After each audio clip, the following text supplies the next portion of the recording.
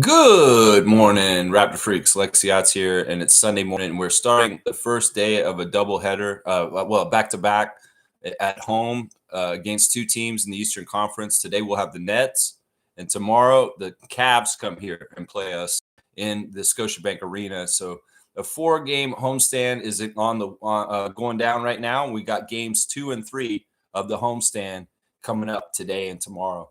The Nets played yesterday, I believe, and they're playing a second today back-to-back. But the Cavs will be playing today also, so that's good. They'll be playing in Cleveland against the Clippers today while we play the Nets, and so they'll be on a back-to-back with travel tomorrow, the Cavaliers, just so y'all know.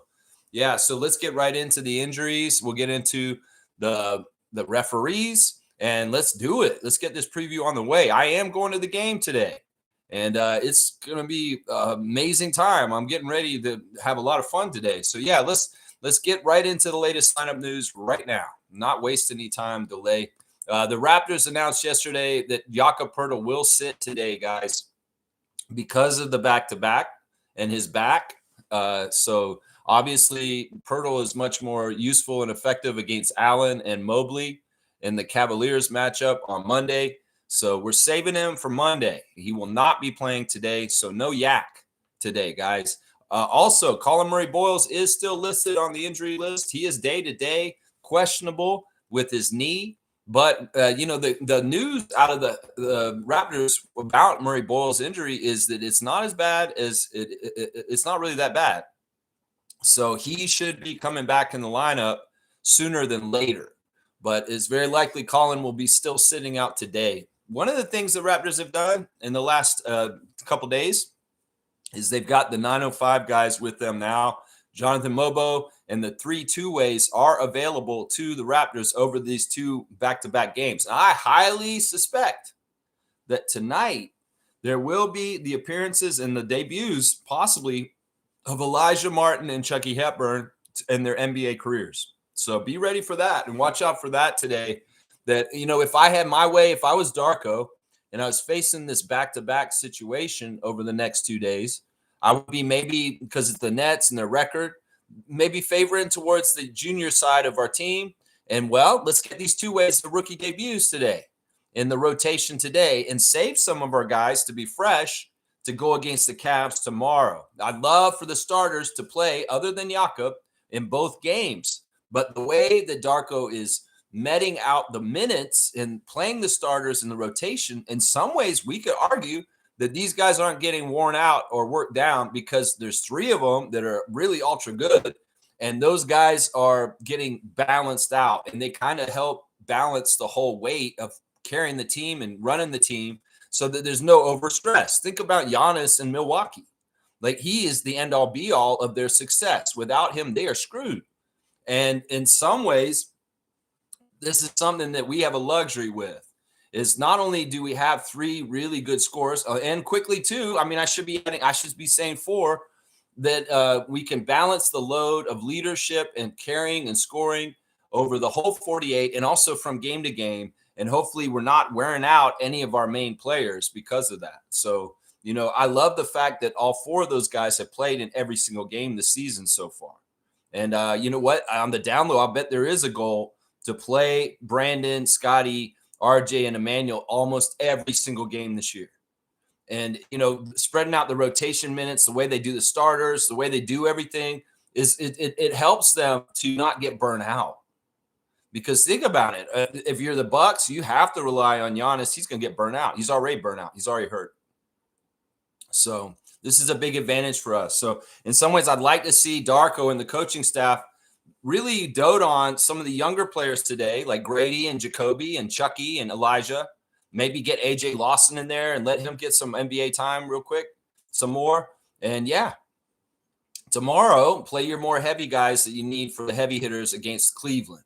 And let's sweep the Cavs. But let's not get ahead of things. We got the Nets today. And this is their injury report right now. Igor Dalman is probable. It's a neck-jaw injury, but he's probable. So he's likely to play. The young rookie, European rookie, point guard. I like him to play. He's susceptible. He's easy to pick.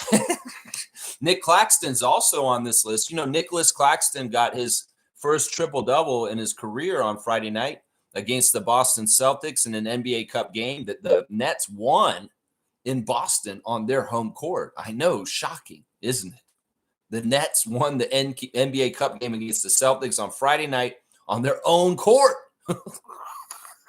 It's crazy. And, Nicholas Claxton got his first ever triple-double. Congratulations to him. But he is probable for today. He has a left elbow sprain, so he may not be playing today. We'll just have to see. Getting back to the Celtics real quick, just a quick aside, guys. For everybody that was mad that we didn't play Chris Boucher last year or the year before at certain times, well, I hate to tell you the news of what Coach Joe's doing to Chris right now, because he ain't playing. He's playing even less for the Celtics this year than he played for us. And I think that's part of the reason why he's in a weird place. I think he's played like 20 minutes the whole entire month of November in NBA games. And he's DNP'd in more than half of their games. So as much as y'all wanted good things for Chris and you wanted him to go to Boston and finally get minutes, there's nothing guaranteed in this league, is what I'm telling y'all. And yeah, we can want good things for Slim Duck and what we want for him. But I'm telling you, this league is cruel and harsh, and it's a business. And in some ways, yeah, we want warm, fuzzy feelings and good things for everybody, but that's not the reality of this league. And sadly, Chris is in a weird place right now. I worry for him because I don't know if Coach Joe has the same kind of communication that Darko had with him when he was going through times like this with us. So, Chris, hang in there. You're a badass. You're always a Raptors legend. In some ways, I knew your experience in Boston wasn't going to be as good as being in Toronto. But you know what? Hang on in there. And seriously, you got to hold on to your career, right? That's the thing you're worried about right now, is seriously, because you're only averaging 2 points per game on the Celtics right now. He was averaging 10 points a game last year for us, even in the weird situation with 50 games and not getting to play the last half of the season. Well, he's averaging 2.2 points per game now, Raptors fans, and he's played in less than half of the Celtics games so far this year. I'm just saying, y'all, there's nothing guaranteed in this league, and y'all want nice things for people, but in some ways you don't even understand how much he was getting here in a way. Also on the injury list for the Nets, Ben Saraf. He got recalled from the G League, the Long Island Nets, so he's going to be around, but he's been sidelined for 10 days also. So I guess he's out. Ben Saraf, the rookie. Cam Thomas is still out with his left hamstring strain. He's going to be reevaluated in December. Haywood Highsmith is also still out. He's having rehab, and he's not going to be ready maybe till New Year's, something like that. So there are quite a few injuries for the Nets. Now, who are the Nets? We've seen the Nets this year once already. We beat them in the season. We beat them in the preseason also. Igor Demin is the starting point guard, but if he's hurt, we might see Tyrese Martin starting. Terrence Mann is the starting shooting guard. Michael Porter Jr. is the leading scorer and the small forward. Power forward Noah Clowney. Nick Claxton is the center, but if he is not playing, we might see Day'Ron Sharpe at the center position starting. Off the bench, they've got Drake Powell, Zaire Williams, Jalen Wilson, Danny Wolf, Nolan Traore, EJ Liddell, and Tyson Etienne. So, yeah, a lot of young players on the Nets. There's been rumors recently, like I said recently on the stream, that Jordi Fernandez is having a hard time controlling his team or getting them to buy in or listen to him at this point. Last year, he did a better job of it because partly, in some ways they weren't as jaded with what's happening with them, but they're more jaded this year. And he's having a harder time keeping them organized this year. They have won 3 games. They did win on Friday, so they are coming off of a win right now with the Nets. So, yeah, that's your latest lineup news. It's, the Nets have some guys. We have Yak out and probably Colin Murray-Boyles. All right, this is weird, guys. I went to look at the ref check, and I'm like, whoa, this is really a weird coincidence. Well, first of all, in the replay center, Manning Sikakis will be Aaron Smith, James Capers Jr., Pat O'Connell, and Tyler Ricks. But our crew chief in Toronto for the Brooklyn Raptors game is David Guthrie.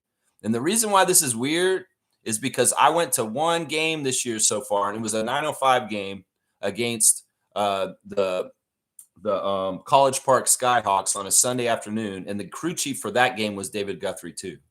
So this will be the second game I'm going to this season, and David Guthrie's been the crew chief at both games I'm going to. This is going to be weird, man. I guess I better dust up on my Eagles again and start singing Eagles toward the court today, because that is David Guthrie's favorite band. David Guthrie, crew chief. That's right. The infamous David Guthrie, number 16, 21 seasons out of Athens, Georgia. His favorite TV show is The West Wing. He likes the movie Shawshank Redemption. His favorite musician is the Eagles. That's right. I'm going to be singing Living It Up at the Hotel California. Yeah, if you serenade the refs, it's true, they'll give you calls. So you got to check the ref report and know what their favorite artist is so that you can improvise songs to them while you're at court side. And then all of a sudden you get good calls, or at least a smile and a laugh. I don't know. But yeah, I'll be singing some Eagles today, I think. Yeah, his favorite book is The Match. His favorite meal is steak, whipped potatoes, and broccoli. His favorite app is the PGA Tour. He most like to visit Hawaii. His bucket list is play golf at Augusta National and Cypress Point, and his hidden talent is hitting fungios. That's like a cork bat. It's like a baseball thing, because David Guthrie loves to play baseball. He actually was kind of a minor league baseball player. He's a baseball player in his athletic background, just so y'all know. David Guthrie considers his most memorable NBA assignment to be his first NBA Finals Game 2 between the Cavaliers and the Warriors in 2018. Yeah, David is the ref that favors us today. The other two refs do not. We have a 49% winning percentage with David Guthrie in his career, and the Nets have a 39% win percentage. So 49 to 39 is the split with David Guthrie.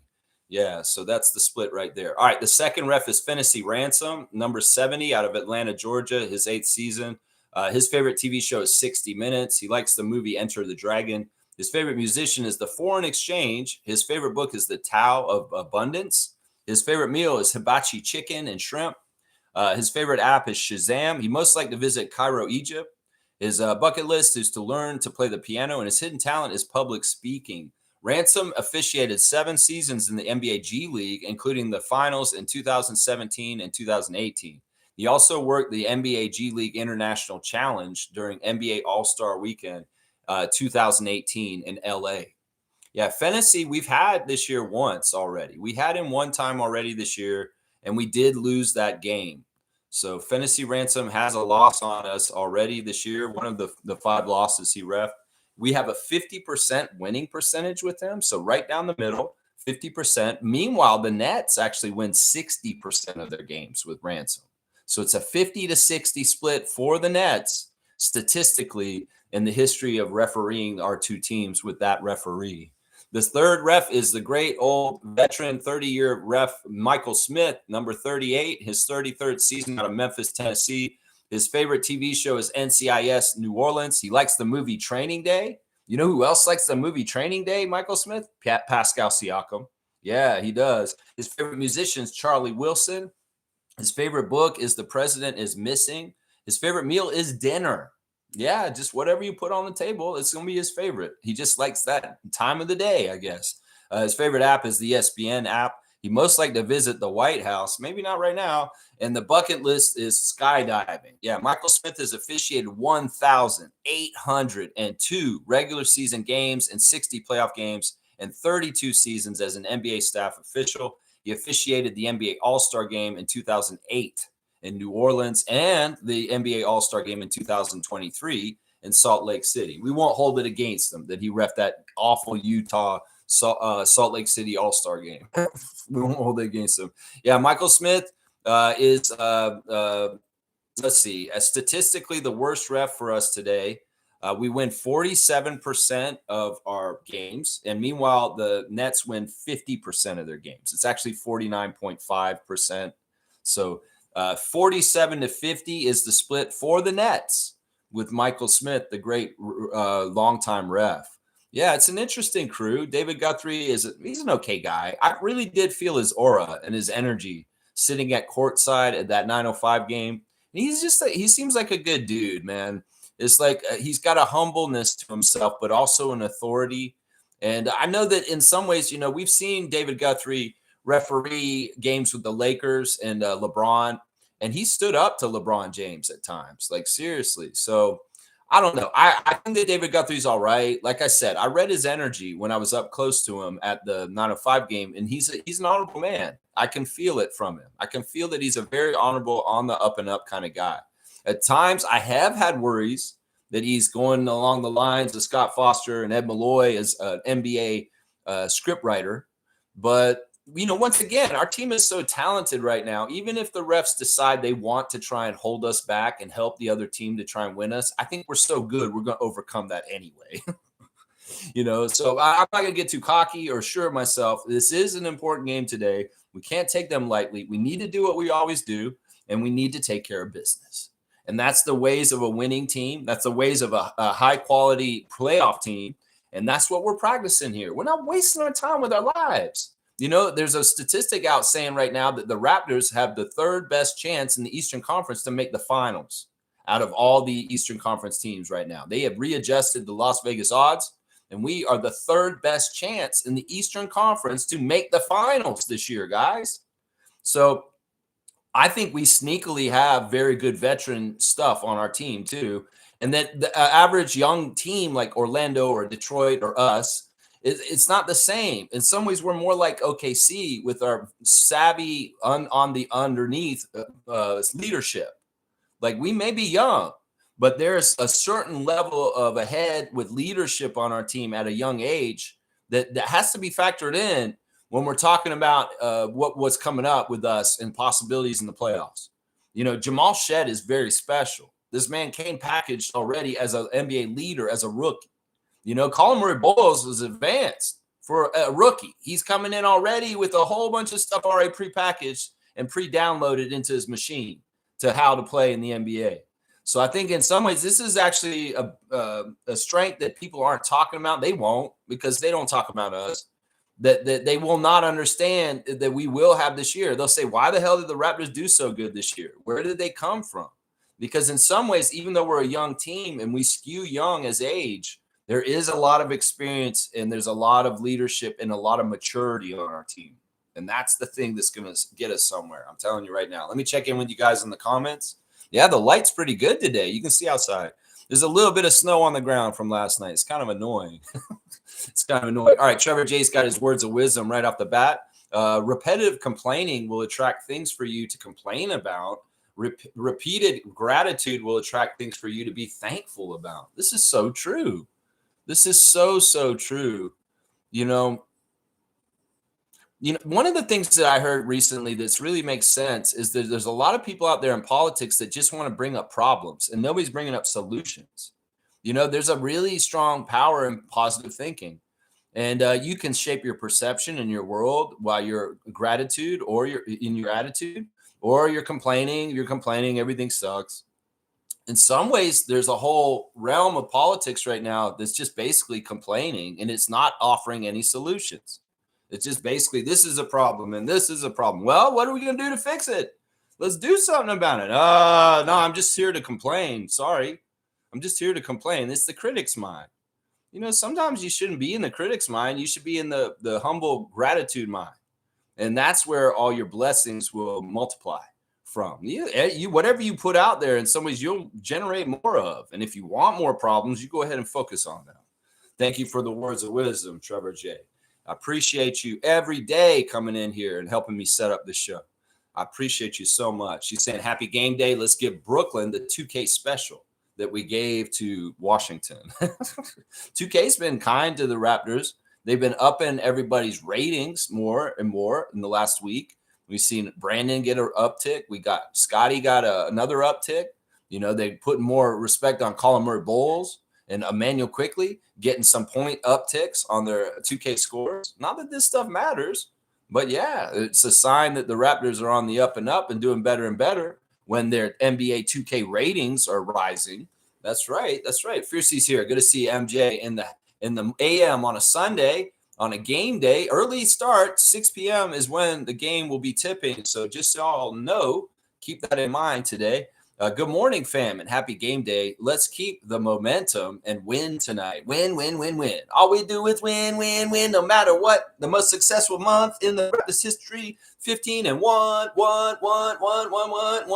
We won. That's it right there. That's right. Open gym with CMB. Fire. Okay, I'm glad you brought this up, Fiercey. Thank you for the cue card. We had our open gym drop yesterday, and it's all about our rookie Colin Murray-Boyles and his journey to get to the NBA. I love the interview with his brother. His brother seems like a really cool dude.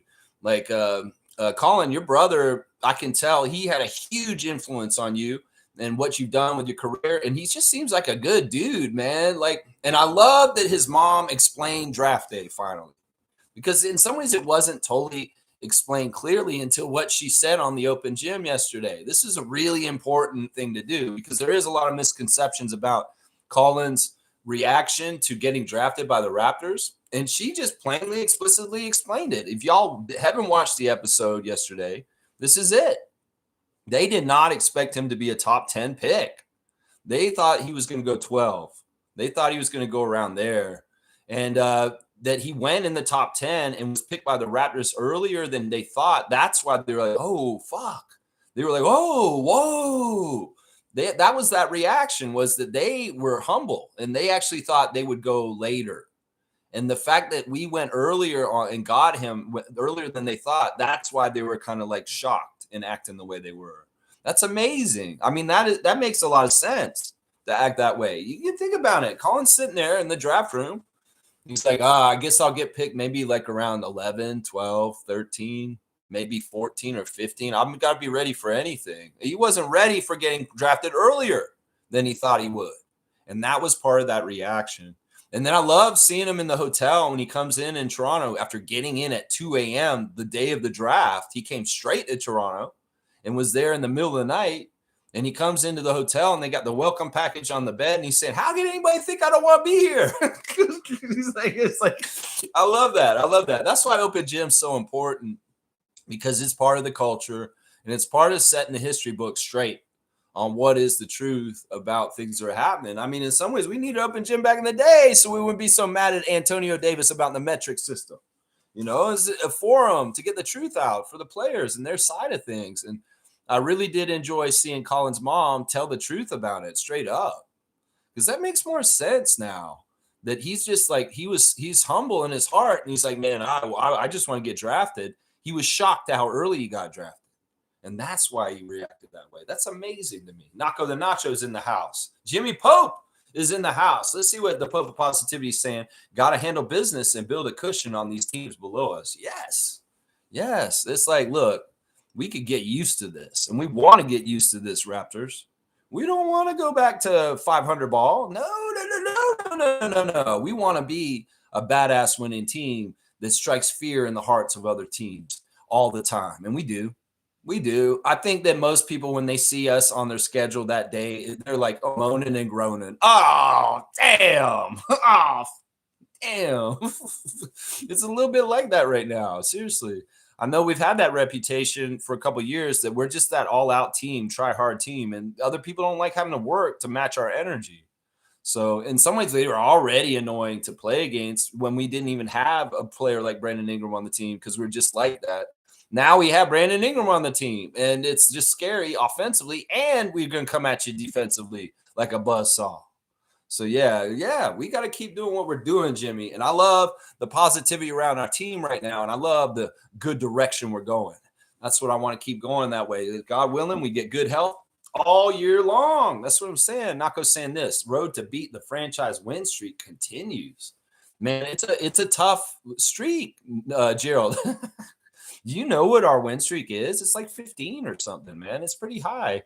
There was a streak we had during the Nick Nurse era that was really impressive. It was like 15 games, and it was right around our championship. So it's a lofty goal. We kind of flirted with one of the longest winning streaks in the NBA's history. You know, the Raptors' record win streak is up there. It's like I don't even know if we've got half of it yet right now. That's the crazy thing, Gerald. I think our win streak is 15. So we got a long way to go to kind of push that record because there's a long win streak that the Raptors have had in their record. I'm trying to guess if that's true. Maybe somebody could see it. Maybe I should just look it up, Lex. Let's just get on here. Nobody wants to fact check me. I'll go look at it myself. All right, let's see. We're going to Google this, and we're going to say, what is the longest win streak for the Toronto Raptors? See what it says. Yeah, we won 15 games. I'm exactly right. In 2020, we won a 15-game winning streak. So that's a long win streak, Gerald. We're not even halfway there. We're going for 7 today, and that's not even halfway yet. It's crazy. So yeah, I'd love to break the record for the win streak, but in some ways, it's going to be a lot more work. We're not even halfway there. Nameless is saying, "Let's fucking go." That's right. That's right, my plumber friend. Let's go to the game. I'm going to the game. And in fact, guys, I'm going to let the cat out of the bag, guys. I'm not just going to the game today. I'm going on one of the players' tickets today. Yeah, I'm going on one of the Raptors' tickets today, their personal tickets. And I'm going to be sitting with the father of one of the Raptors today. Yeah. Yeah. So I should be pretty close to the court, I would think. I'm definitely going to be down in the 100 section. This is a situation that evolved from my brother in Atlanta. He works with a young lady that is a childhood friend of one of the most prominent Raptors on our team right now. And she found out about the channel and she's watched us here. And the player wants to get me a ticket to the game. So I'm going on one of the Raptors special tickets right now on Family and Friends for today's game. I'll reveal which player it is tomorrow. But yeah, I'm pinching myself. This is gonna be weird because seriously, I'm gonna be sitting with one of the fathers of one of the Raptors today. So we'll just have to see what comes of this. In some ways, it's like I want to come in and just be a personable, humble, amazing, respectful person, and just like I just want to enjoy the game. And I'm gonna root the hell out of getting the Raptors a win today. You know how I do it. I'm gonna be doing it that way. So this is a very weird day for me. Who knows what's gonna happen today? In some ways, it's gonna be a lot of fun. Let's see. Reggie's here. Kenyon Martin Sr. and Draymond Green going at each other. Green responded to Martin's take on his game by calling him underachiever. Ooh, okay. All right. So Green responded to Martin's take on him by calling him an underachiever. All right. I'm just going to blindly take Kenyon Martin's side on this because in some ways, Draymond's been out of pocket lately. That issue with the fan was so stupid. Talk about fragile masculinity. You can get all upset just because a man's calling you Angel Reese to your face. Come on, man. What kind of a toughness is that? You act like you're so tough, Draymond. Like you're a tough guy on this court. You punch people in nuts. You put people in chokeholds. You do all this crazy extracurricular WWE shit on the NBA court. There's no place in it. But when some fan says to you repeatedly to your face, calls you Angel Reese, you get upset? Like, what is wrong with you, Draymond Green? Are you a sexist? Are you a male chauvinist? Is it a problem if somebody calls you a woman, a girl? Oh, he called me Angel Reese. Oh, you know what? That's a compliment, motherfucker. This is what I would say right there. Angel Reese is a double-double machine. In some ways, she might be a better basketball player than you in her field than you are in your field. In some ways, I don't know. Maybe that's crazy what I just said. I'm just saying, man, I would take that as a compliment. Why do you act like you're all butthurt because a fan called you Angel Reese, Draymond Green? Seriously, what is that? What is that? Oh, it's so bad to get called a girl. Oh, no, this is sexism. This is chauvinism. This is showing that you have an undeveloped mind to the world and just like you're seeing gender in a weird, messed up, toxic way, Draymond Green. And well, the NBA got mad at him for that crap too. I don't know what's going on with him and Kenyon Martin. In some ways, I'll just blindly take Kenyon's side.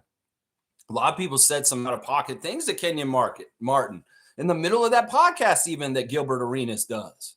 This is like they're sitting there and Nick Young is shading Kenyon Martin to his face, sitting in the little group right there. And I'm like, what are you doing, bro? What did you do in your NBA career? Nick Young. Like, how the hell are you going to talk trash about Martin Sr. when what did you do with your career? And Martin Sr. had to give him a little history lesson.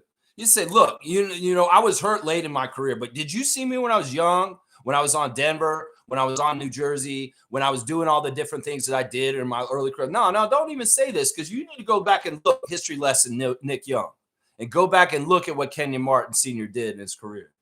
Seriously, the disrespect for the older generations in the NBA is out of control in some ways. The way that some people say, oh, you couldn't play in that era. Oh, you couldn't play in this era is bullshit. Good basketball players in any era, you could see them. If they have the nutrition and the sports science of that modern era and they're an old player, they get that shit, you can see them do exactly the same thing they did back then now.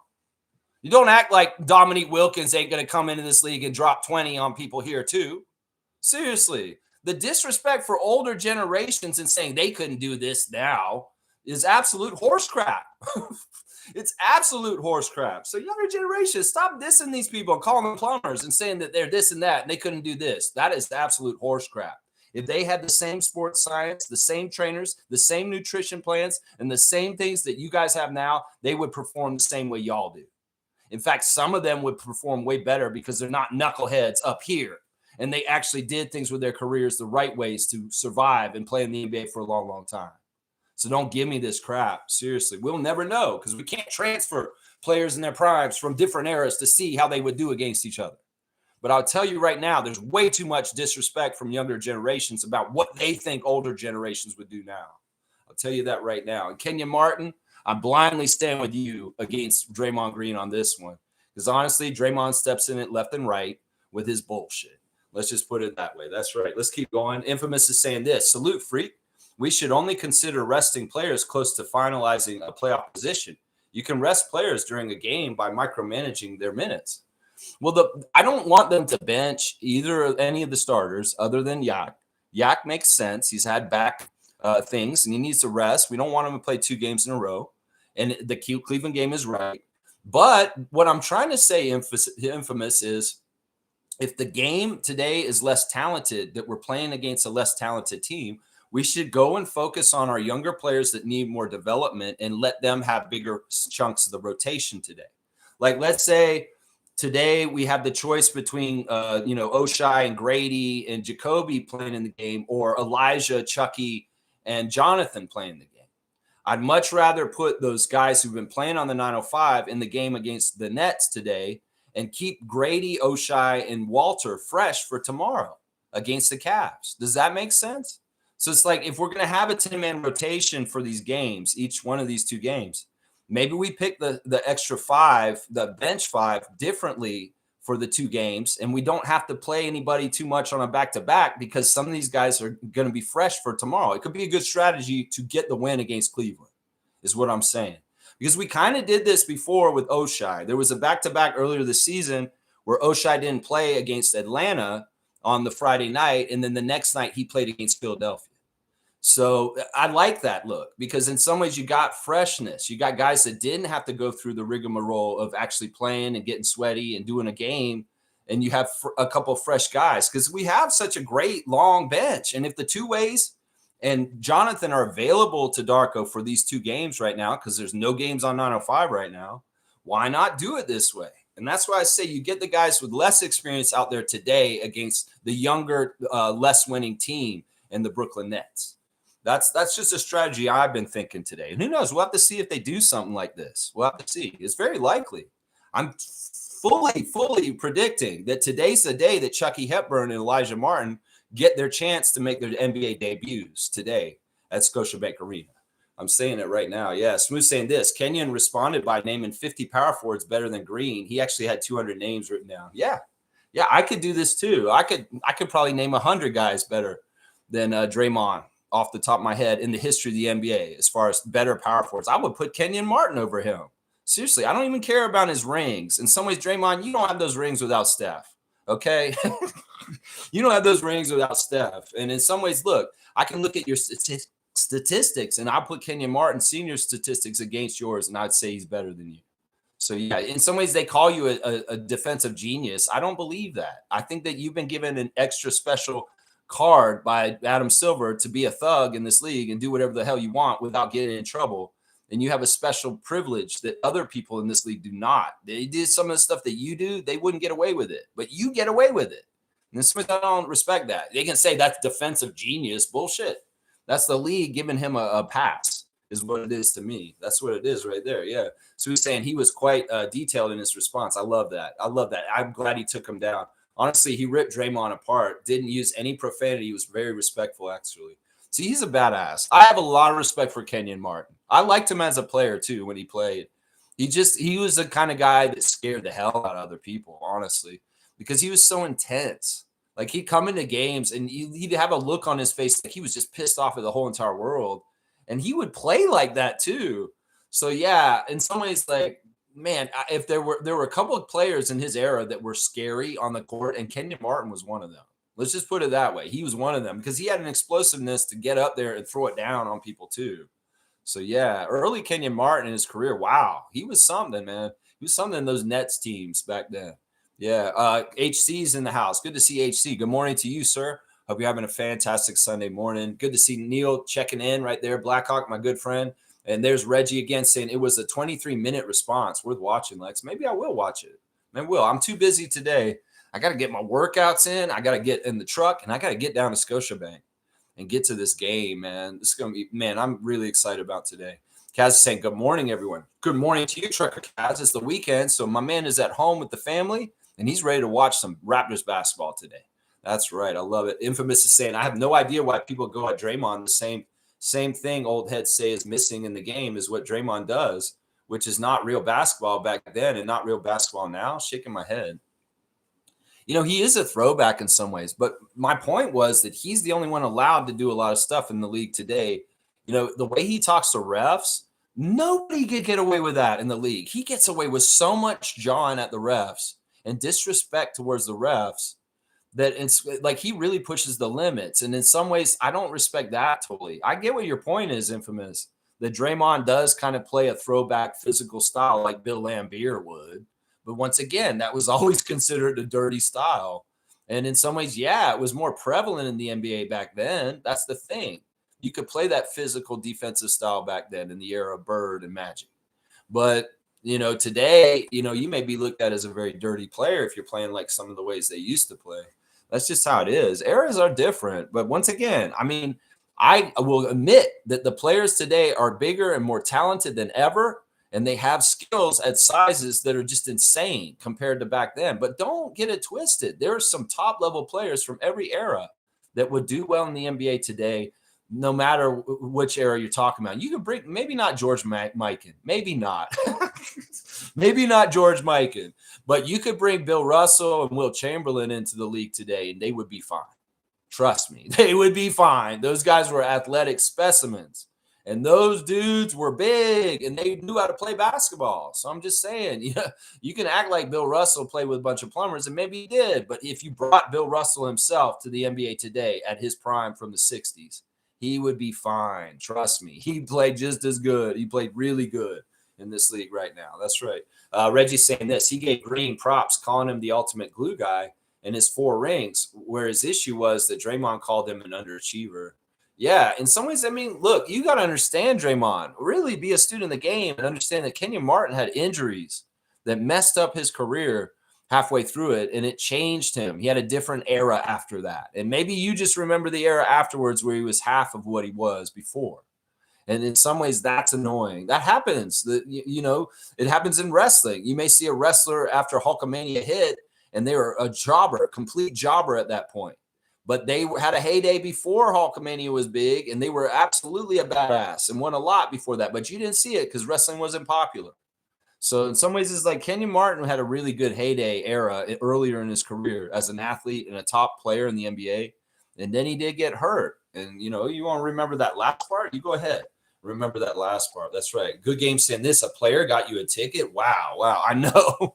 I know. This is really insane. And, I'll reveal it more tomorrow, guys, and I'll definitely be going over the game experience today and in the show tomorrow. Yeah, you guys know I'll tell you all about it tomorrow after the game. Yeah. In some ways, I want to keep it kind of on the down low right now. Yeah, let's see what else you guys are saying in the chat. I jumped ahead. Let's see. I am on.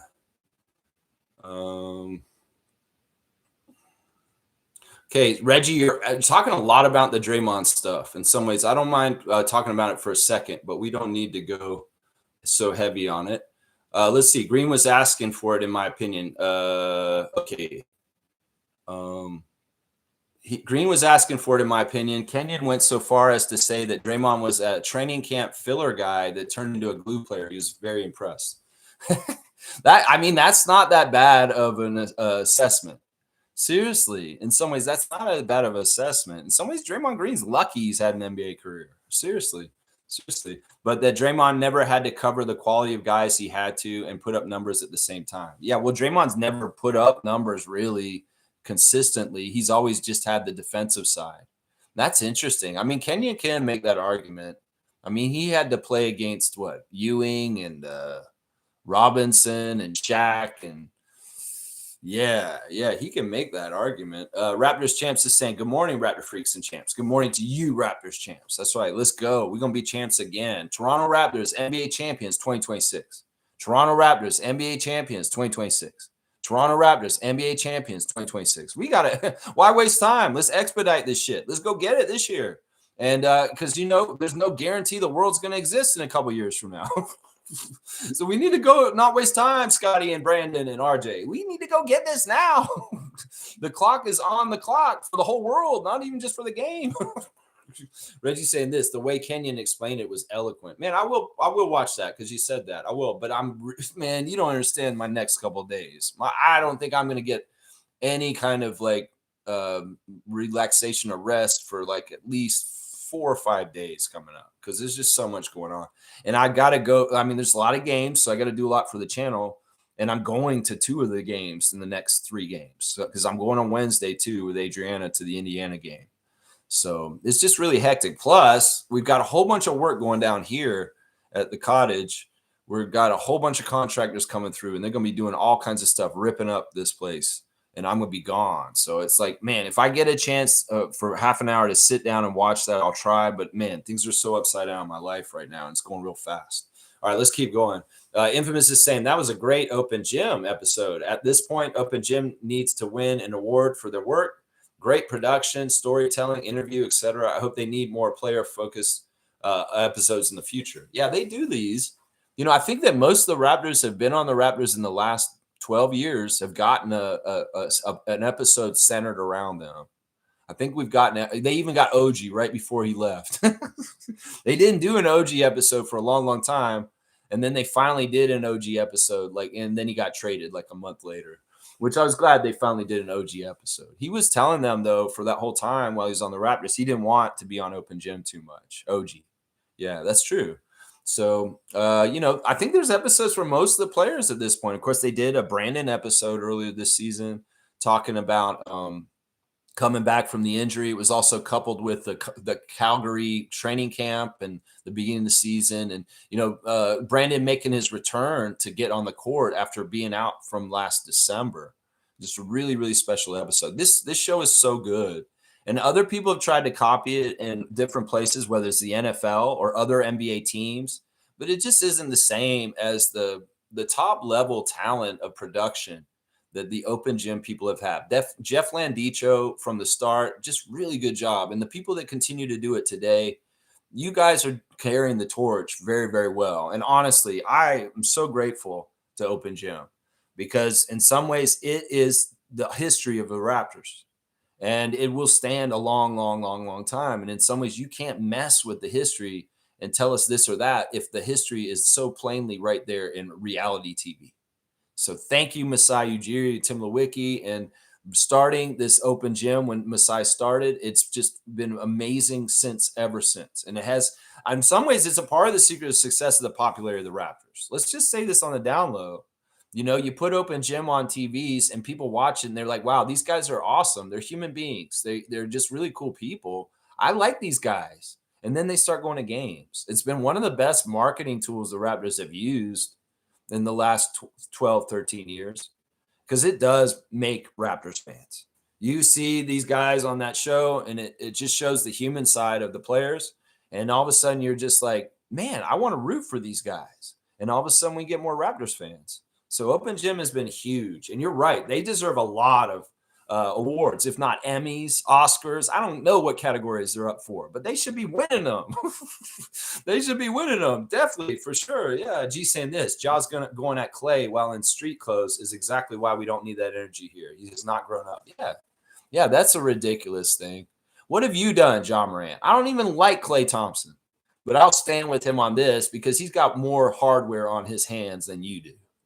Like, what are you doing, John Morant? What do you have to stand on there? You're doing your impression of your dad since you're sitting on the sidelines like he does? Nah, exactly. You all need to think through when you're asking for players to come to Toronto, Raptors Nation. And John Morant is a dead end. Trust me, he's a dead end. You do not want that energy up here. That's right, G. That's right. Neil saying this. Colin Murray Boyles was feeling nervous because 8 players were picked, and he started to doubt if he would be picked. That wasn't that he wanted to be picked in the first 8. No. All right, let's see. He was never upset at the Raptors. It's just nerve-wracking to hear other names. That's not what it was, Neil. You're characterizing it wrong. No, his mother clearly stated it. It's that he thought he was going later than he got drafted. It's not that he thought he was going earlier. He's not that cocky. No, it's not that. He was caught by surprise because he thought his name would be called later. He thought he was going to be like the 12th to the 15th pick. And we went early and got him at 9. That's why he said that. That's why you reacted that way. He's like, oh, fuck. Like, oh, fuck. It's like, wow, I'm surprised. I just got drafted earlier than I thought I would get drafted. Not later than he thought he'd get drafted. Neil, you got that exactly the opposite. All right, let's see. G saying this. A player got you a ticket? Wow. Yeah, it's pretty crazy. Neil saying this. Colin explained it clearly on draft night, but when people went to start the narrative, they ignored the truth. No, he didn't really explain it clearly on draft night. He did not. This is like selective remembering. No, it was very unclear for at least a week afterwards. And in some ways, he didn't understand that people were reacting like that. He just kind of got up there and did his thing. And, they tried to start putting it out quick because they know these kind of things can get out of control in Raptors Nation. And, but the real truth was told in the open gym. And I think you need to watch that episode again, because I don't think you really paid attention to what his mother said.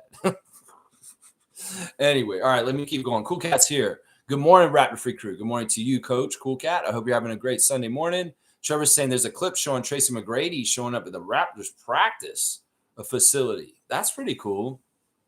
Yeah, I saw that clip with Tracy. I like that he's come back and saying hi. He had some interesting things to say to the guys. His main point of wisdom, word of wisdom for them was take care of your body. Your body is so important for your career, so really take care of it because you got your career and that's it. And you want to make the most of your career, so take care of your vessel, your body. And I think that was good. And then he had nice things to say about a couple of different players. He was at the OVO Center working with the guys. I'm a little worried about something really weird, guys, and this may make you guys hate Doug Ford even more. I'm worried about some weird shit that Doug Ford's doing to exhibition plays right now. This stupid spa is such a convoluted corruption mobster thing, the Therme Spa. And apparently Doug Ford's trying to annex Canadian national lands of the exhibition grounds to make this project bigger. And he wants to have control over the whole of exhibition place. That includes OVO Center. Now, Doug Ford, you don't fuck with the training facility of the Raptors, man. That place is nice. If you're going to try and rip up Ontario Place and Exhibition Place for some plans for a foreign spa that nobody asked for or wanted, oh, man, you guys, you want to piss people off, tell them that he's messing up the OVO Center. Because I don't know, he might be doing that. I don't trust this because he's doing some weird, shady shit with government lands. And I hope Larry Tannenbaum and the Raptors and MLSE and Ed Rogers are ready to say, fuck you, Doug Ford. You're not taking the OVO Center from the Raptors. Because it's sounding like he wants to take all of Exhibition Place and change it into the Therme Spa. It's absolutely horse crap. So stay on top of this story. There's a little bit of this coming out early right now. And we may need to fight to keep that practice center for the Raptors from a totally corrupt Ontario premier named Doug Ford.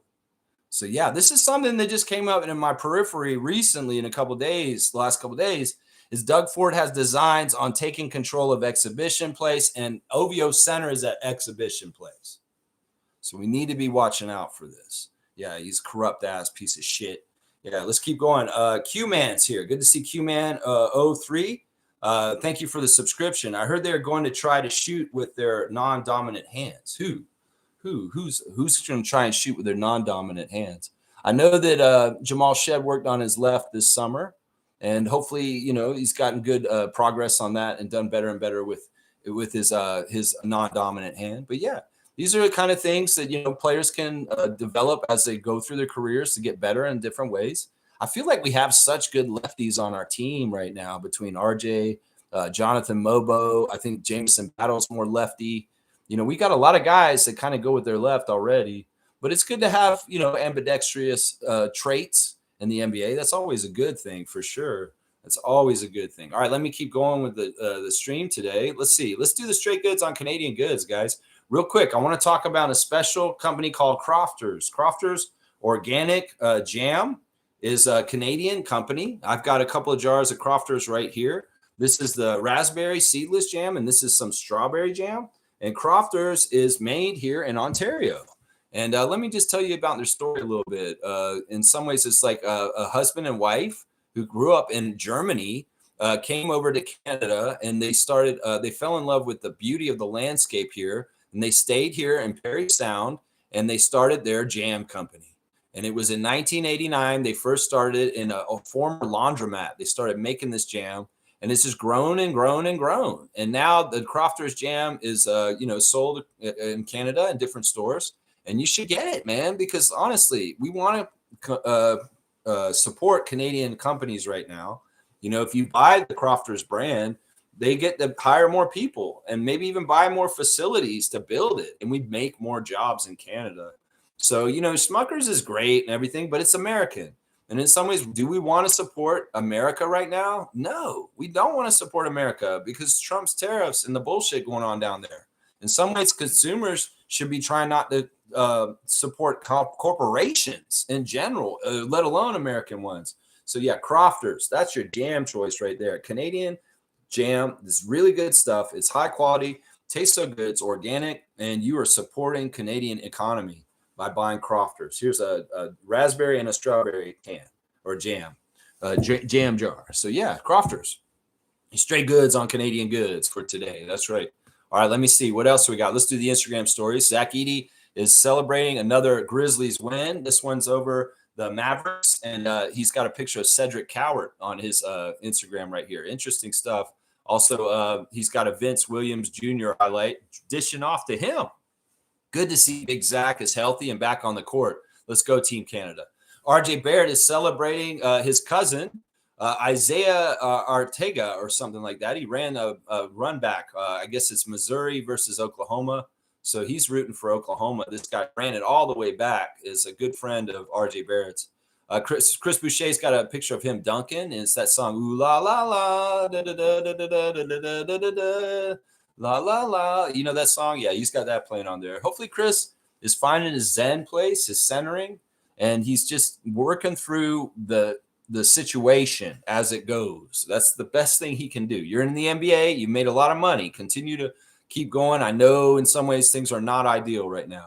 Jamal Shed is getting put on blast for his game the other day. In 15 minutes, he got 7 points and 10 assists with 0 turnovers. And that, I guess that the company's called Range Sports. They're celebrating that for him. And there he is on his entry picture. Coach Andrew Jones is celebrating the Raptors advancing to the knockout round of the in-season tournament. He's also got pictures of his son fishing. And there's his daughters, Heidi and Ava, are playing basketball and putting in work right now, dribble skills and going around the kids they're training with. And yeah, Ava be hooping. I'm telling you right now, Ava's got some moves and she can score. She is a good basketball player for her age, and she's advanced. She's going to be a really good player as she gets older. I'm telling you right now, Ava Jones, remember that name. AJ Lawson went to Hibachi Grill last night, and we see AJ's dad, Lawson Sr., is catching the hibachi food with his mouth like a seal. Like the guy's throwing it, and he's like trying to catch it. It's hilarious. And AJ's kind of laughing at him because he missed one of them. But that's good stuff. I love seeing the father-son stuff. AJ Lawson and his dad. Matt Devlin is still carrying that Fisherman's Friends around everywhere with him. I bet he's annoying about that. I bet he is. He's just going everywhere. Hey, there's that Fisherman Friends guy. He's sleeping with it on the plane, y'all. It's crazy. Man, he really must be getting paid by them. And there, of course, Nick Nurse is with him, of course. Yeah, Colin Roy Boyle's put on blast his Open Gym episode from yesterday. And like I said, it was nice to see the people that matter in his life, like his mom and his brother, and like just the kind of like where he comes from. It seems really like in some ways Colin's brother had a dream to get the NBA, but he wasn't like Colin. And Colin is like that. And in some ways the dream is being lived through him. But yeah, I can tell his brother is such a huge influence on him. And that's fantastic because his brother seems like a really, really good dude. Like the energy and just the way he carried himself in that episode, I was like, man, Colin's got a really good brother, man. And that's good to have good supporting people in your lives that are going to be looking out for you. Fred VanVleet has got a new podcast, it looks like, guys. It looks like Fred's taken to the mic like I do, and he's going to be doing stuff online and doing a show. This could be really interesting. We know Fred is an extremely intelligent person. He has a degree in sociology, and he knows a lot about a lot of things. And in some ways, I would love to hear Fred VanVleet espouse on his podcast. So look out for that. The Fred VanVleet podcast is coming. I guess because he's hurt, he has more time to do different endeavors. And so he's doing that. He's doing that. It's awesome. There's a clip of Fred yelling at Amin Thompson from the bench. It's crazy. Yeah, he's like another coach. He's like another coach. Kelly Olynyk's got Philly cheesesteaks somewhere. Oh my gosh. Kelly, stop with the food stuff. Between you and Trevor and the food posts, oh my gosh, y'all are killing me. That food looks so good, Kelly. But I know if I ate those cheesesteaks, they would destroy my insides. I cannot eat those. I cannot eat those. That's right. Let's see. Toronto Tempo is still asking for us questions they want to know about the game experience they're crafting for the inaugural Toronto Tempo WNBA season. They're asking today, what Canadian celebrities do you want to see courtside for the 2026 season? Who would you guys like to see at courtside at a WNBA game? I don't know. Maybe Scotty Barnes. How about that? We would like to see Scotty Barnes at the WNBA game. That's right. Jared Roden getting in more games in Paris and some action shots of him back in action, back from his injury, playing for Paris, France team. Good stuff to see there. There's Lloyd out on the street with a picture there. There's Grady with a dunk on that one. And then there's Jonathan Mobo. Oh, yeah, we saw this yesterday. He's talking about Jamal's rapping skills. So, yeah, there's your Instagram check real quick with the Raptors. AJ Lawson at Hibachi with his dad, and his dad was trying to catch the meat. Yeah, stuff like that. All right, let's see what else you guys are saying. Race Mode's here. Good morning to you, Edmund. Good morning, Lex and crew. I might start watching games again. I don't want cable, and the NBA app is not live for home games. Does anybody have suggestions? Much love and have a great day. I don't know, man. You got to just look for ways to watch it, and maybe you can figure it out. I don't know. Edmund, you don't ask this question on this show. Let's just put it that way. You have to figure it out for yourself, man. You got to figure it out for yourself. I'm sorry. I can't help you here. Yeah, you should just get the Sportsnet app. Get the apps. Yeah. Get the Sportsnet and the TSN app, and you should be good. That's probably the best way to do it. Fiercely saying, not Drake. Yeah, we don't want Drake at courtside, even though he's a part owner of the Tempo. He probably will be at games, but I'm sure he will be sitting around there. Name was saying Darko's over Jordy. Yeah, they'll be coaching each other again today. And I believe Darko's record against Jordy since he started coaching the Nets is better than Jordy's record against us. That makes sense because I think we swept the Nets last year or something like that. Yeah, either way. Let's see. Dunk for Fiercey. All right, Isaac. All right, Isaac's here from coming from the great city of Ottawa. We're going to give a dunk to Fiercey. All right, we can do that. Let me see. Where is it? Right here. She is at 136. 136 for saying no Drake. Yeah, I'm with her on that. I'm with her on that. All right, let's see. Fiercey saying Canadian NBA players, Alanis Morissette. Yeah, Alanis Morissette. You want Alanis Morissette to come there? What if they got Alanis to sing at one of the half times? That would be special. Maybe she would do that. Maybe she'll sing the anthem at the first Tempo game. You know, that's a big deal in Raptors history. The Bare Naked Ladies sang the first ever Canadian anthem at the first ever Raptors game at Skydome. And maybe, get Alanis Morissette to come down to Coca-Cola Coliseum and sing it for the first Tempo game. That would be kind of cool. That'd be kind of cool. Yeah, I can't help you, Edmund. I can't help you, bro. Shania Twain, that would be a good one, too. That would impress me much. That would, if they got Shania Twain. That would impress me much. So stupid. All right, let me keep going with the tabs. Stop it, Lex. You're crazy. All right, let's see. Is there any news on Blue Skies? Nothing interesting there. Let's see. Reddit. What are y'all talking about this morning? Let's see what you're saying. Okay, yeah, they've made a Canadian heritage moment out of this. This is interesting. They caught Brandon on camera in the last game holding a Tim Hortons coffee. And everybody's going crazy about this. He's like, oh, he's really a real Canadian now because he got the Tim Hortons coffee in his hand. And well, somebody made it a Canadian heritage moment. You know that whole goofy Canadian heritage moment thing they always do? Well, they took the picture of Brandon with the Tim Hortons cup, and they're making it a Canadian heritage moment when Brandon had the Tim Hortons coffee. Yeah, that's pretty cool. In some ways, that's pretty cool. All right, let's see. Somebody's asking this: how much do former Raptors get cheered during player introductions? It depends. A lot of them do. A lot of them do. Like if they're like long-standing good Raptors, like Pascal or Fred or OG, they get cheered. But we saw when Milwaukee came through recently, Gary didn't get any reaction. Gary Trent Jr. didn't get any reaction. It's a different case by case. Sure, if it's Goran Dragic, yeah, he's going to get something when he comes back. And he did. He did. But yeah, it depends on the player and the story and what it was and what's going on. If it's a player that's not that well known, there's usually no reaction. If it's somebody who's beloved and somebody that we really love, like when Chris comes back with the Celtics at some point, again, other than preseason, I'm sure he'll get a good ovation from the crowd. So it's just different. It's just different. Even Nick got a cheer when he first came back, Nick Nurse, even though, we know the truth about Nick, but most of the Raptors fans still love Nick and just think Nick is awesome. Well, we know the truth about Nick, but they did cheer Nick Nurse when he first came back as the Philly coach, which was weird to me, considering. I mean, I guess he was the coach of our first championship. But yeah, let's see what else is on Raptors Reddit. Let's see if there's anything interesting that is worth talking about. Let's see. Yeah, somebody's asking, what makes you a fan?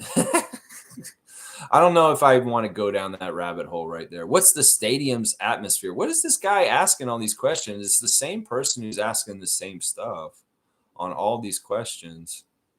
Like, what is that? That's interesting. I don't know. Sometimes I don't totally trust people asking stuff like this, All right, yeah, let's get done with Reddit. Reddit. There's good and bad with what you're saying here. Most of it's very good though these days. I always say that. So they're saying free Jameson battle. Come on, man. He's not like a prisoner. Once again, we're utilizing our team to the best of our ability to win. And in some ways, that doesn't always mean Jameson plays every game, guys. Seriously. Like, you know what? We could play Jameson today or play him against Cleveland like we did before. I say hold him out today and have him in the team for Cleveland tomorrow. Maybe Grady plays a lot in the Brooklyn game today, and then Jameson plays more tomorrow. I don't know. Maybe we play both of them. We're in battle dick formation. I don't know. There's a couple different options. Darko's got choices, which is a good thing. All right, let's just do the classic card. We're moving through things very fast here. Very, very fast. Because, yeah, it's only an hour. Oh, man, this is the card. This is too easy, but we'll do it. We'll do it. Here's the classic card of the day. I'll hold it back here. You guys can see it. I mean, I don't want you to see the name on the back of the jersey. Yeah, classic card of the day. Who is that, y'all? Who is that? That's easy. Dominique Wilkins, Isaac Campbell, 50 points. 50 points. It's too easy, man. And it's one of those cool art ones, too. Yeah, Dominique Wilkins is the classic card of the day, and it is Isaac, the benevolent one, grabbing it really fast just now. 50 points for Isaac. I'll add it to your trivia score. Slug Deezy has moved up on the trivia standings because of all the classic cards he's been getting. I believe you're third right now, Slug Deezy. It's Fiercey number 1. Ahmed is number 2, and you are in third place, Slug Deezy. So you're right there, man. You're right there. You were right behind on that one. Who said Akeem Olajuwon? Who said Akeem Olajuwon? No, that's Dominique. That's not a bad drawing of his face. Kind of weird. I don't know. I love the human highlight reel. I remember I went to a game in 1989 at the Omni in Atlanta, and Dominique did his windmill slam in the game, and I saw it in real life, and real person came up around like that, and then I went home and I saw it on the highlights on TV, and that was the first time I ever saw something I saw in real life and a highlight on TV afterwards. And this is like really early on, like ESPN. Like it really wasn't very big at that point in like 89. But that game was awesome. I got to see Larry Bird play in that game also. So, yeah, I got to see Larry, Chief, and McHale, and Reggie Lewis, and Dennis Johnson. And it was Spud Webb, Doc Rivers, Moses Malone, Kevin Willis and Dominique Wilkins. That was the matchup there. It was crazy, man. It's crazy. Every hawk is Akeem to you. Yeah, but Akeem was a rocket, man. I don't get it, man. I don't get it, man. It's all good either way. All right, let me see what y'all are saying in the comments above that were just before I got there. Let's see. Infamous says, I have some suggestions, but I can't give you on this live. But if you reach out to me, I will help you. Yeah. I mean, you guys deal with that. I don't want to deal with this myself in some ways. Jake Caesars, good to see you, Jake. It's been a little while. I remember you. He's saying get an Android box. Yeah. I mean, there's a couple different ways to do this. I mean, I just don't want to talk about them on this channel. Neil saying this, I put Colin's draft night interview in the Discord way before Open Gym, straight out of Colin's mouth. What the fuck? Until he was called, that was nervousness. Nothing against Raptors. Biggest moment of his life. Yeah, I mean, in some ways, Neil, I don't want to argue with you about this. The way that it was described in Open Gym yesterday is that his mother, they were humble and they didn't expect to get called so soon. It wasn't getting called late or anything like that. They thought they were going in the mid-teens and he went in the top 10. And that's why they were shocked. And he kind of went, oh, because he wasn't expecting to get called that soon. That's the reasoning for why they reacted that way. So, and that's the way we got to put it in the books because it's on Open Gym. Is that like, it's not that he was scared or he was like waiting. We're like, no, it was because he thought he was going to get drafted around 12, 13, or 14. And he got drafted earlier at 9. And that's why he reacted that way. That's very clearly said by Colin's mother yesterday. If you watch the Open Gym, you'll see her say that.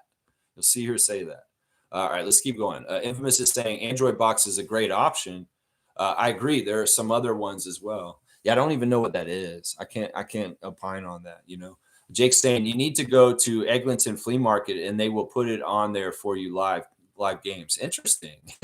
Interesting. Y'all, all right. I know nothing about this. I don't endorse doing this, but if you want to listen to Jake, go ahead. Go ahead. Do it. Fiercely saying this. Yeah, they wrote BI3 having a strong cup of coffee. I'm not a coffee connoisseur, but I don't think Tim Hortons coffee is up there. Yeah, unfortunately, Tim Hortons is not Canadian anymore. They have been bought by a conglomerate, and it's not totally a Canadian company. So that's why I don't do them on the Straight Goods and Canadian Goods. I don't endorse drinking Tim Hortons. I don't. And it's because they're the same company as Wendy's, I think, at this point. And it's all a big fast food conglomerate now that it's not Canadian anymore. It's a foreign company. So that's why I don't put on blast Tim Hortons. I would say go to Second Cup. Go to an independent coffee shop in Canada, like Jimmy's Coffee and Kensington Market, something like that. I do that way more before definitely McDonald's, Starbucks, or Tim Hortons. But I get it. If it's something that you're used to and if it's on the scale of things, I'd say Tim Hortons is more palatable and acceptable to me than you going to get McDonald's or Starbucks coffee is basically what I would say. Yeah. I mean, that's just me. And I mean, I'm just trying to, in some ways, I'm very rigid with myself about not buying American goods right now, but everybody can be on a different scale of doing that. Even if you do just a little bit of changing or thoughtfulness, like how I'm saying, like if you just buy Crofters instead of Smuckers, just that one little thing, you're helping. Every little micro decision you make where you spend your money is going to help in what's coming up, guys. And seriously, we should think about where we spend our money because you're feeding the evil and the bad machines if you're giving it to just the highest corporations. We need to go grassroots. We need to support local businesses. You need to support people that own businesses that you can see in the face and say, you know what? I love your family. I love your company, and I want to support you guys. And I'm coming down here to spend my money here. Because in some ways, this is the whole thing. They killed all the mom and pop stores with the big box stores, with Walmart and all this crap. And in some ways, we got to balance this out the other way and get more industry and economics for the small guy, the little guy, the underdog. And that's why in some ways it's like go anti-corporate, go anti-American, and also go grassroots and local as much as possible. It's the way we're going to need to be in the future, guys. Trust me. In some way, we're not going to have any choice. We're going to want to do this because of what they're going to do to us. Seriously. They're going to be fuckers. and they're going to change this world in a way that's absolutely unjust and messed up. And we are going to rise up against it. Trust me. This is what's coming, guys. Trust me, man. Yes. Nameless saying Spud Webb. Whoa. Yeah, I did see Spud Webb play in real life once. Yeah, I did. I went to a game and saw Spud Webb play on a basketball court once. It was cool. My brother and I went to that game together. It's a good memory. It's a good memory. We were just in Atlanta and we went to the game. I met Rick Barry at that game. He signed our program. NBA Hall of Famer Rick Barry, the father of the Barry brothers, champion of the 1975 Golden State Warriors. Yeah, Rick Barry. He was doing the announcing with Skip Carey on TBS. And after the game, my brother and I got our autograph from him. I didn't even realize how important he was until after we got the signing. And as I got older, I'm like, holy shit, I met Rick Barry. It was crazy, man. It was weird, man. Yeah, Fiercey saying, Lex not speaking to Edmund's inquiry.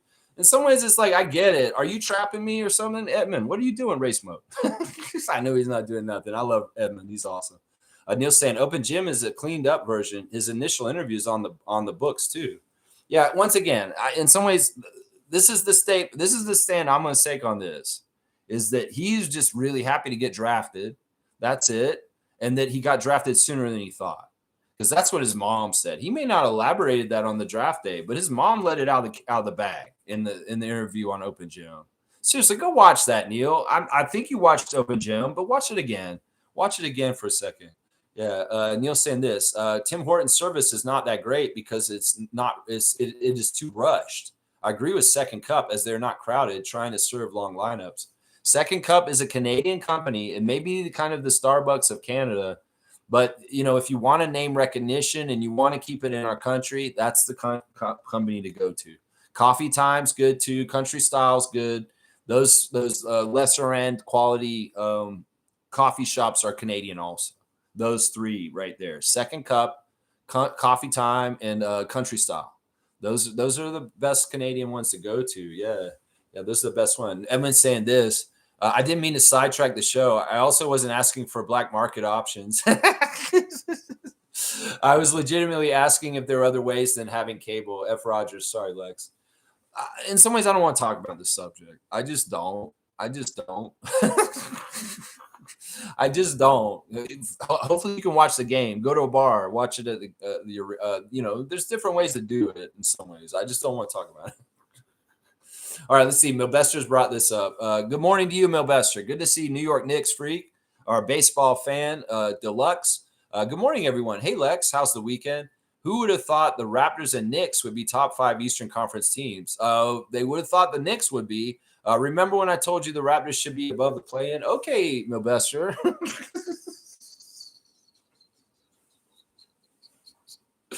Okay. Yeah, I kind of vaguely remember you saying we'd be good. I do remember that. But I've been saying that too. It's like I actually was saying it like way before anybody was saying it. In like around draft time, I was saying it. When we got Colin, I was like, yeah, we're going to be like this.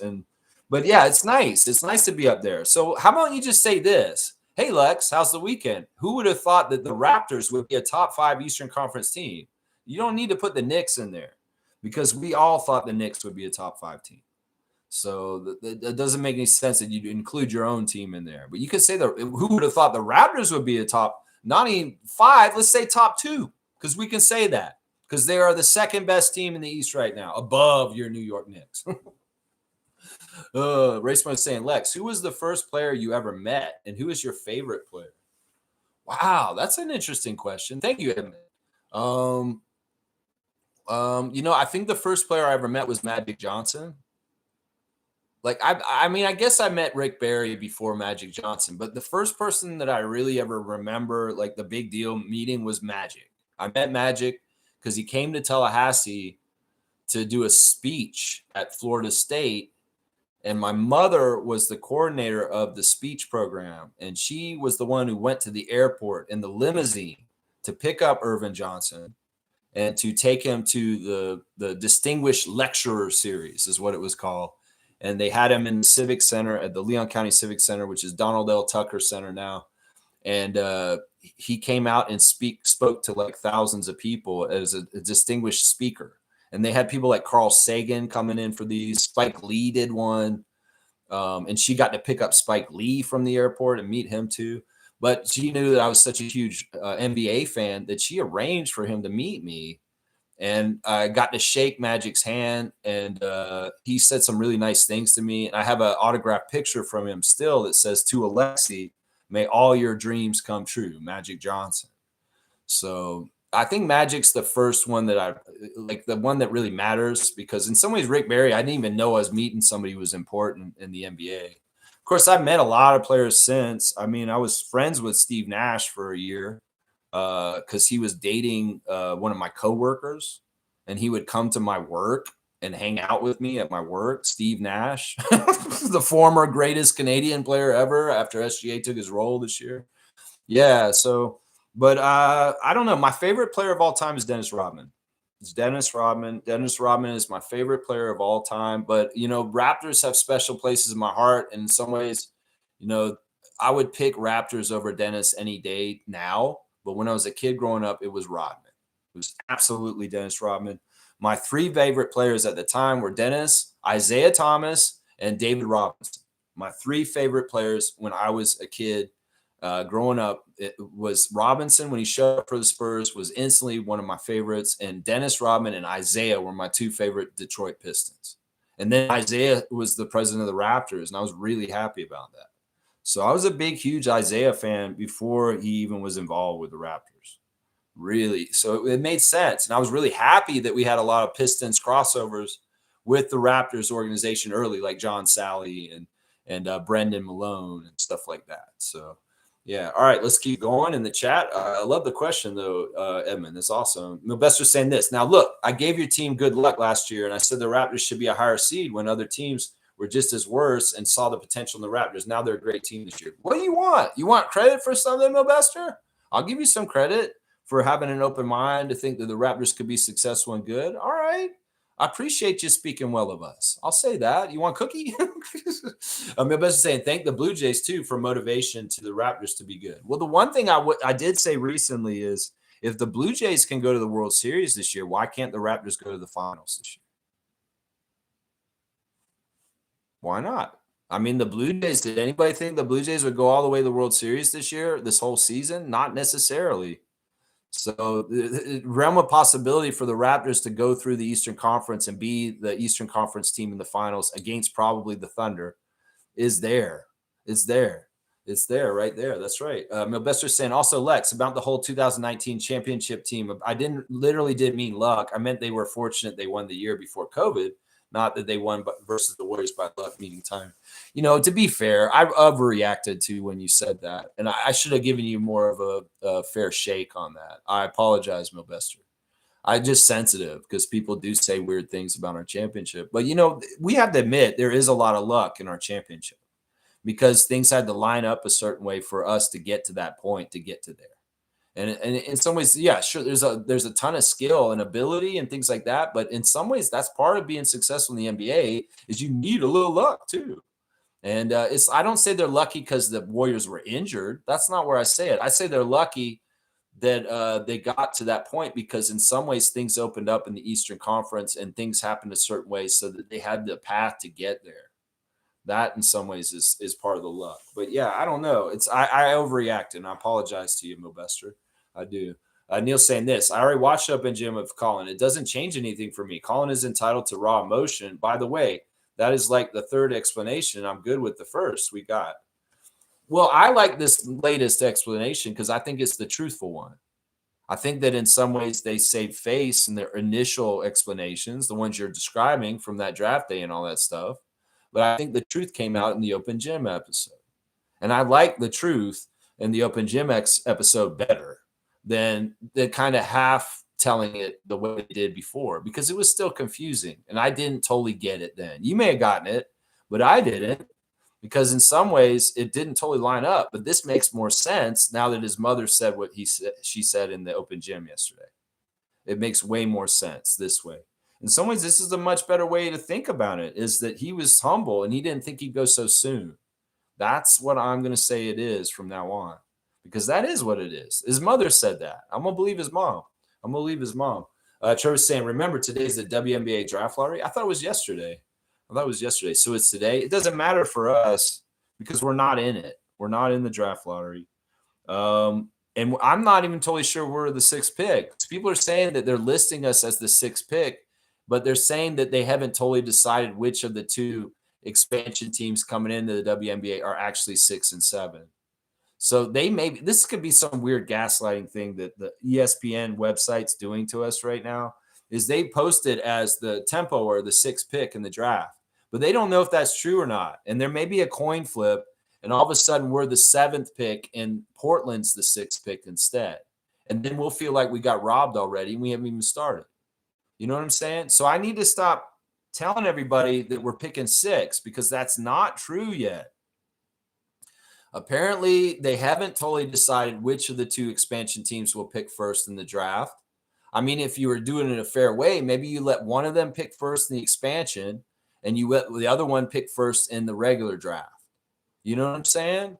In some ways, this wasn't an issue for the Valkyries because they came in by themselves last year, and in some ways, they got propped up for that. We're going to come in at the same time as Portland, and we're going to have to pick in the expansion draft the same time as them. That sucks. That sucks. So I said they were picking 6. I may not be right. They could be picking 7th. We have to see how the coin flip goes. And it could be Portland 6, us 7, or we could be 6 and they're 7. So I just want to be open. I want to be factual, and I want to tell the truth, and I don't want to get people's hopes up. Like, oh, Lex said in November that the Tempo were picking 6, but they're not. They're picking 7th, and I'm pissed off about it. No, I get that. So it's still up in the air. We don't know which one of the expansion teams are picking 6 or 7. And we aren't involved in the draft lottery today, Trevor. We have nothing to do with it. There's 5 teams that are going to get selected in that. And it's a totally different thing. Maybe they do the coin flip today to figure out who's going to pick 6 and 7 between Toronto and Portland. I don't know. Yeah, let's keep going right here. Let's see. Milbester saying, I rooted for the Raptors to win the NBA Finals in 2019 the same way I rooted for the Blue Jays this year. And the crazy thing is both teams played dynasty-level teams. Is the WNBA draft lottery on NBC or ESPN? I have no idea. No idea. I couldn't tell you that. All right, let me do the wrap-up, and let's get out of here, guys.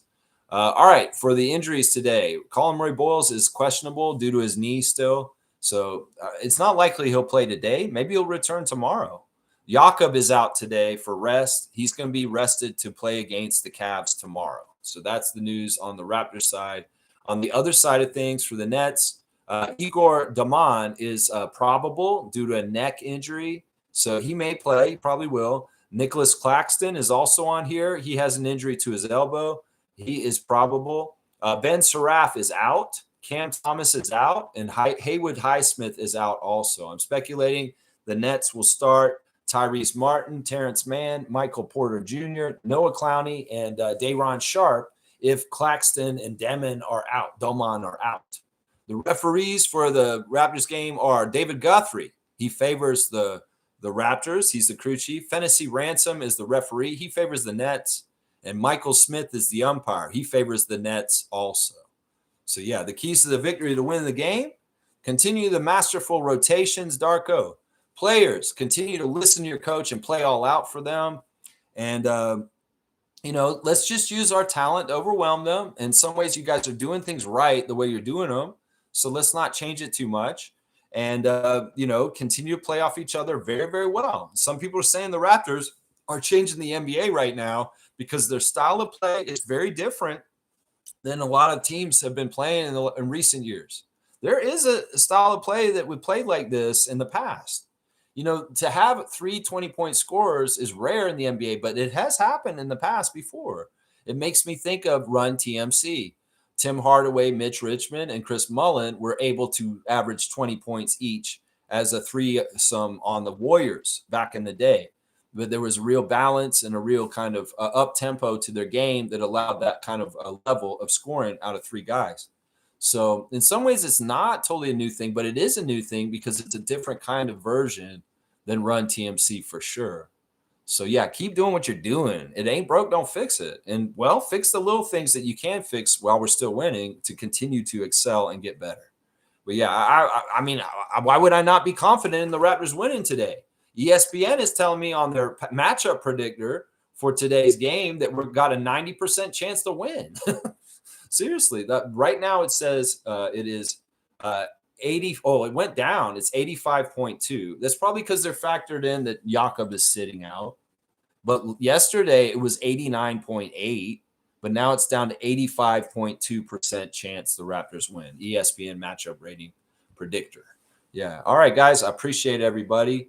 Yeah, let's see. Okay, we got a couple more comments just real quick. I'll get them real fast, and then we'll get out of here at an hour and a half. Wayne's here. Going to see Wayne. Morning, Raptor Freaks. Game day, another opportunity to control our destiny. Personal opinions, but not cool to diss our hometown success. Compton natives, Serena and DeMar have their supporters plus ours. Okay, yeah, I'm not even totally sure what you're talking about. Are you talking about some Kendrick stuff? I don't know what's going on there exactly.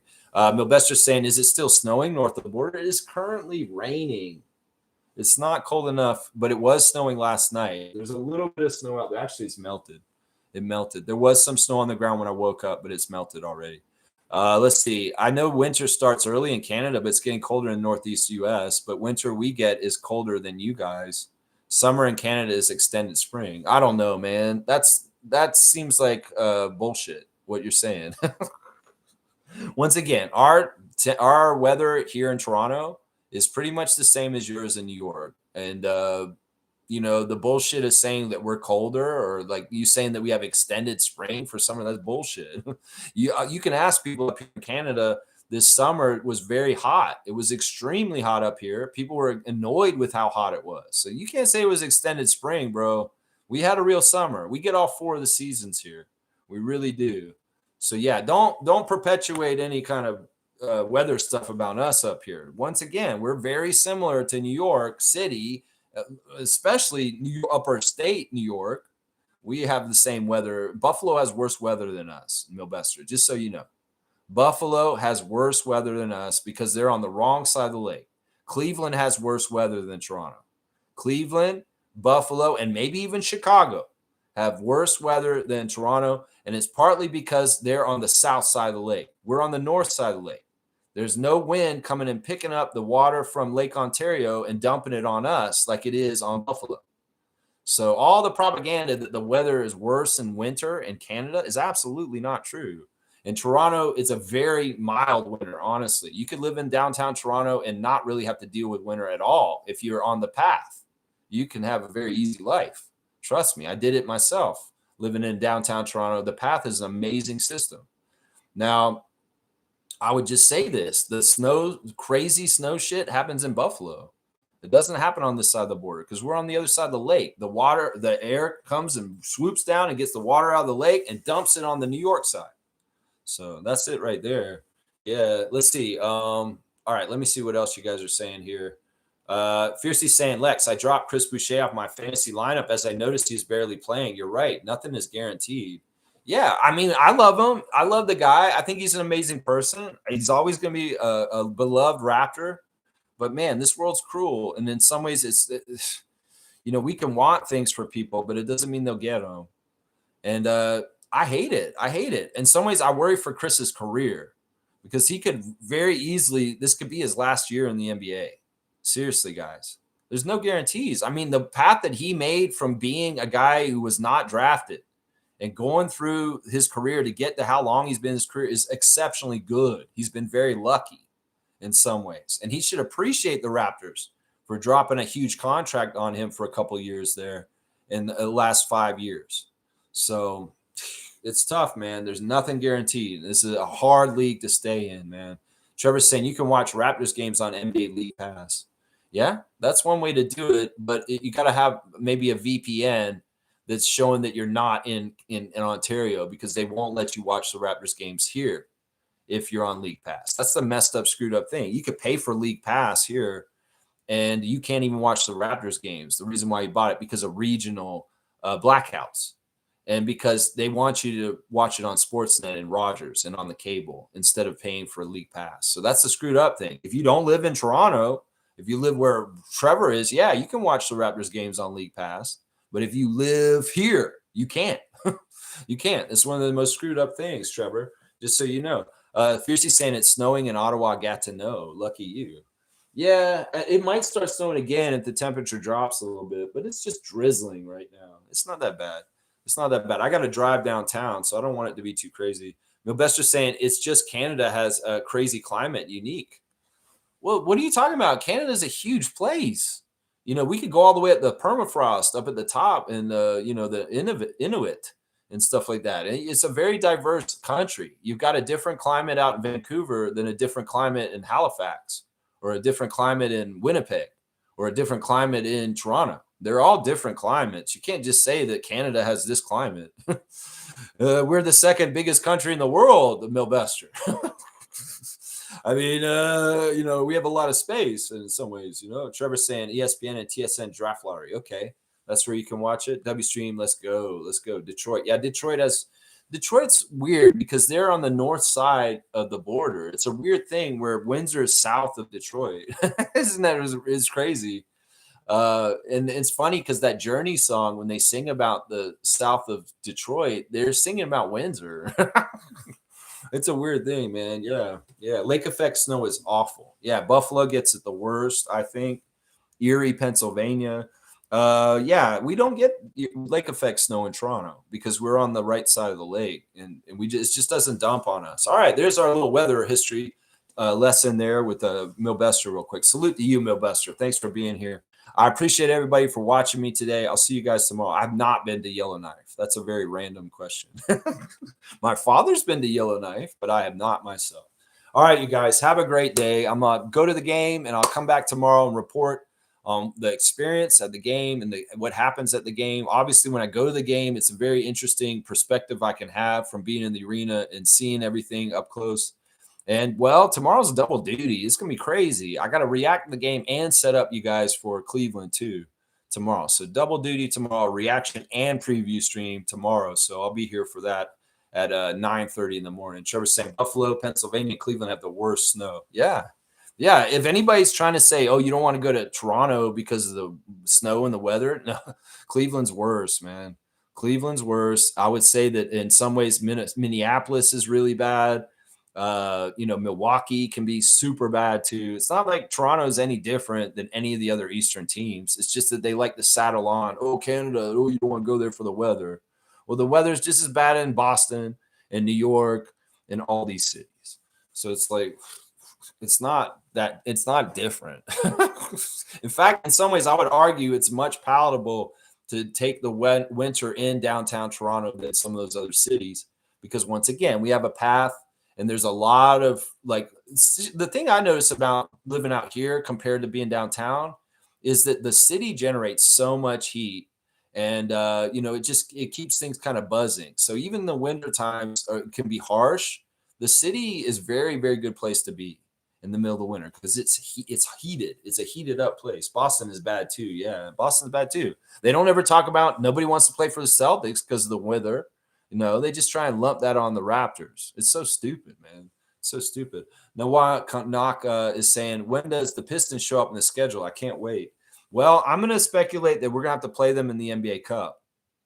We don't play them until January in the regular season, but I have a feeling we're going to have to play them in the NBA Cup, and we may have to play them we'll probably have to play them if we get past the knockout round, which I'm hoping we will. We probably should.